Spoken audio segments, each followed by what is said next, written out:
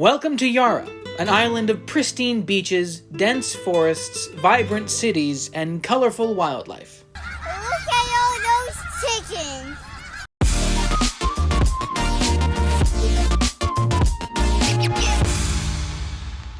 Far Cry 6 is the latest installment in the long-running series from everyone's favorite copy-and-paste developer, Ubisoft. Nice burn! I'm just kidding. It's an easy shot at Ubisoft for reusing assets and mechanics game after game after game after game. We shouldn't disrespect the great variety of experiences they've published over the years, like climbing in Italy, climbing in colonial America, pirate climbing, escalade en France, climbing but there's two of you, and Viking climbing.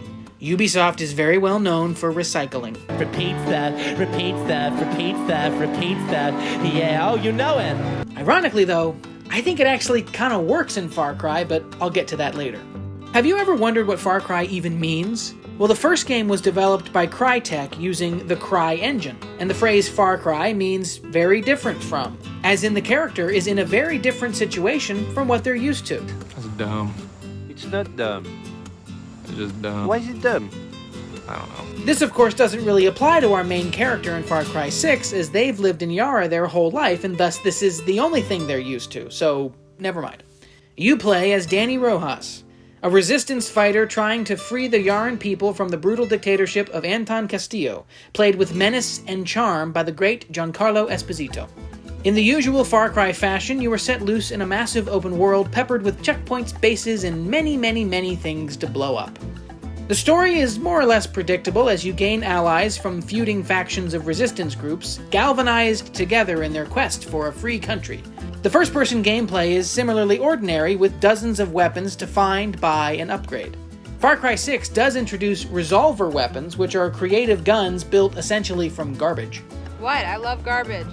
And Supremos, backpacks that give the player a special ability or attack, like rockets, flames, or special healing abilities. These new weapon types add a new dynamic to combat. Getting overwhelmed by a barrage of enemies or a helicopter? Blow them up!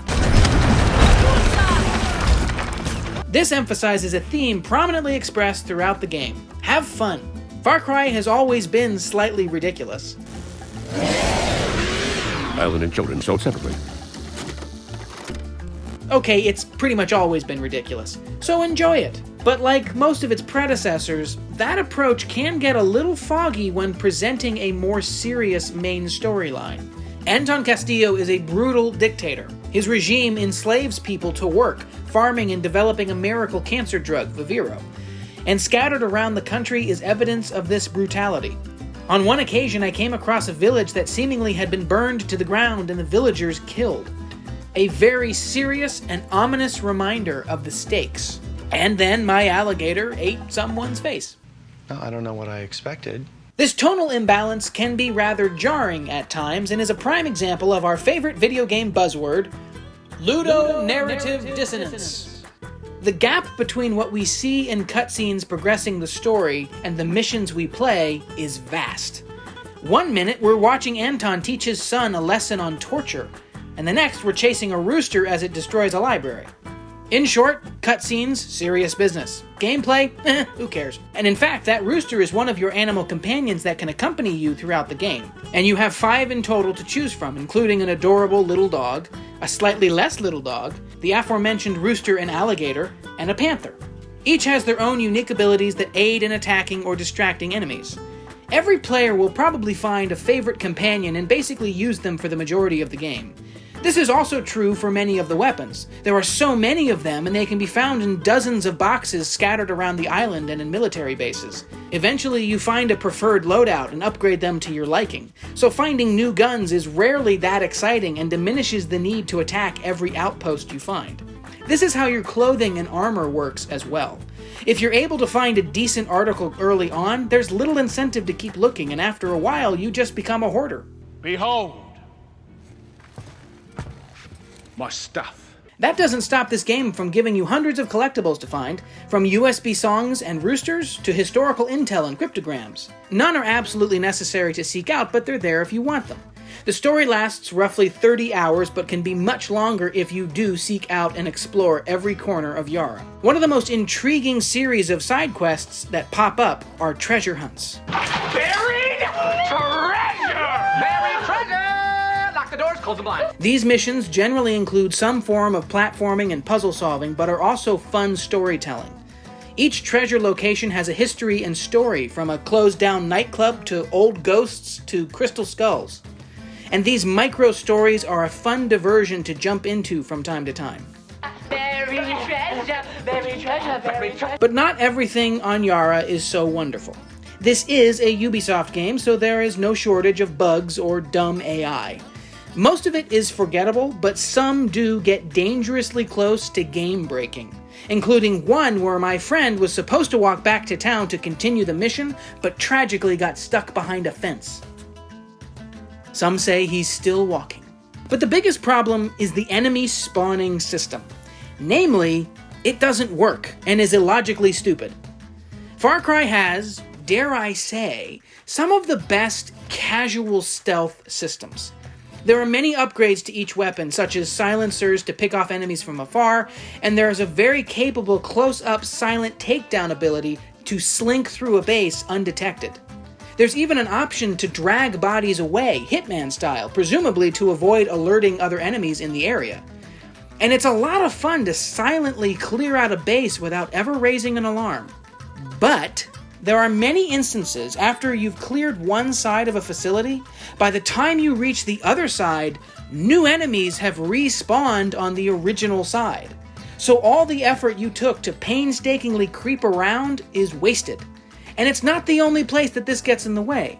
During an early mission where I wasn't really prepared, as I engaged with the military as I was supposed to, suddenly a helicopter started attacking me.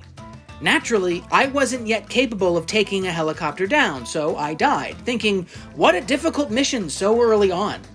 But when I replayed it, no helicopter. It just so happened to be flying overhead in that moment, and decided to join the party. I don't see how that's a party. Now, I suppose that could be argued as evidence of a living, breathing, organic world. I say it's crap and it shouldn't happen. Hopefully, it's something that can be fixed in a future patch, but until then, watch your back. So overall, I think Far Cry 6 is a great addition to the series. But I do understand some people's frustrations that there isn't really anything new or different. And like I said before, for better or worse, Ubisoft has that reputation. But as I also said, that repetition kind of works in Far Cry. The closest analogy I can think of is something like James Bond. Every James Bond movie is kind of the same. Why you boring me? I'm right. Bond travels to some exotic location, meets allies, collects fantastical new and interesting gadgets, and faces a dastardly new villain. Happens in every movie. Same with Far Cry. This isn't necessarily a bad thing, and I think it really only works in Far Cry and not, for example, Assassin's Creed, because of the villains.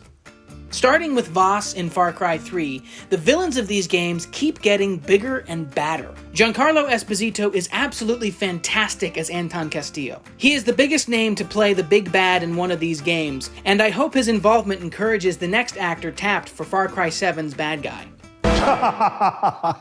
I was acting. Or was I? These games will never be perfect, but I think the Far Cry formula is one that works well enough and develops with each game just enough that they remain entertaining and lots of fun. Far Cry 6 is the biggest Far Cry game yet in so many ways. You can get lost finding each collectible or running down Castillo's army or filling up your armory. The island of Yara is a playground of insanity, and the revolution is just beginning.